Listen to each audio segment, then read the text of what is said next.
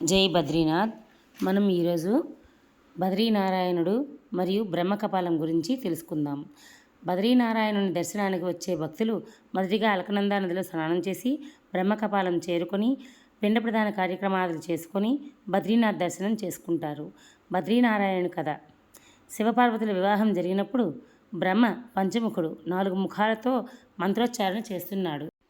కానీ ఆయన ఊర్ధ్వముఖం పార్వతీదేవిని చూస్తూ ఉండిపోయింది.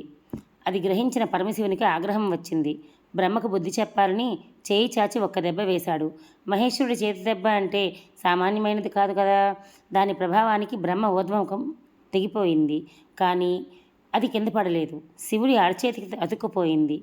ఎంత విదిలించినా అది ఆయన చేతిని వదలలేదు. క్రమక్రమంగా ఎండి చివరకు అది కపాలంగా మారింది. బ్రహ్మ అపరాధం చేశాడు. దానికి శివుడు శిక్ష విధించాల్సి వచ్చింది. అయితే అది సరాసరి బ్రహ్మహత్యా పాతకంగా పరిణమించి ఆ పాపం అంతటి మహాదేవుడికి అంటింది. జగత్ప్రభు అంతటి తపస్సాలికి ఆ పాపఫలం తప్పలేదు. దేవతలందరినీ పిలిచి నిస్సంకోచంగా జరిగినదంతా చెప్పి తన పాపానికి ప్రాయశ్చిత్త మార్గం ఏమిటో సూచించమని పరమశివుడు అడిగాడు. దేవాదిదేవ, నీకు తెలియని ధర్మం లేదు. ఈ జగత్తును నడిపిస్తున్న వాడివి, శాసించగలిగిన వాడివి. అయినా మా మీద కృపతో ఒక సలహా ఇవ్వమని కోరారు. కనుక మా మేధస్సు పరిమితికి తోచింది చెబుతున్నాము.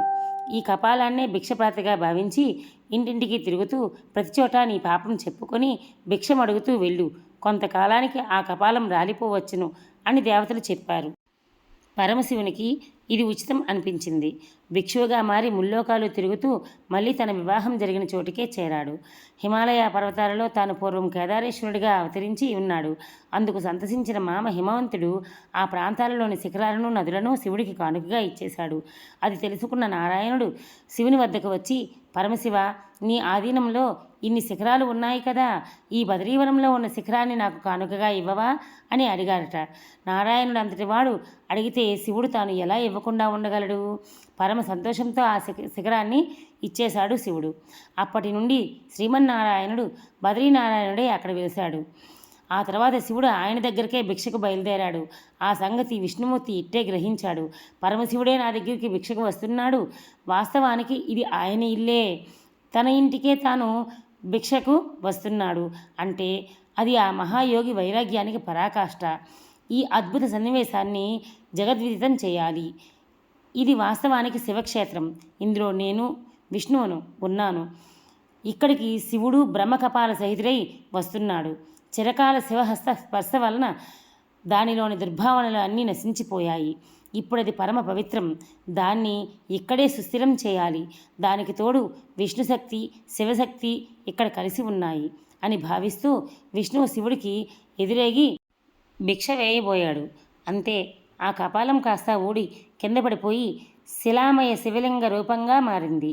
అప్పటి నుండి బద్రీనారాయణుడి సన్నిధిలో ఉన్న శివలింగ రూపధారి అయిన బ్రహ్మకపాలం మహాక్షేత్రం అయింది. తమ పితృదేవతలను పునరావృత రహిత శాశ్వత బ్రహ్మలోకానికి పంపించుకునే వారికి రాజమార్గం అయింది. బదరీ క్షేత్రంలో అలకనంద నది ఒడ్డినే బ్రహ్మకపాలం ఉన్నది.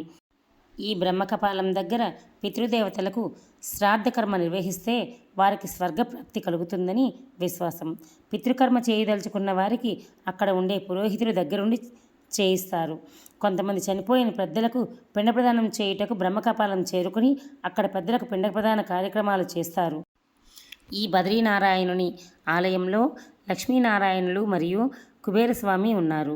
ఎడమవైపున పెద్ద వెండి దీపపు కుందు అనునిత్యం వెలుగుతూ ఉంటుంది.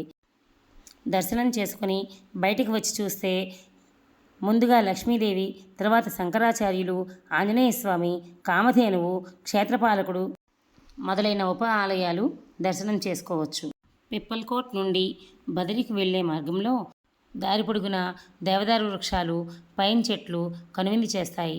ప్రకృతి ఎంతో రమణీయంగా ఉంటుంది. యాత్రికులు స్వెటర్స్, గ్లౌజెస్తో పాటు ముఖ్యంగా పర్సనల్ మెడిసిన్స్ తెచ్చుకోండి ఫ్రెండ్స్. బోలో బద్రీనాథ్ కీ జై.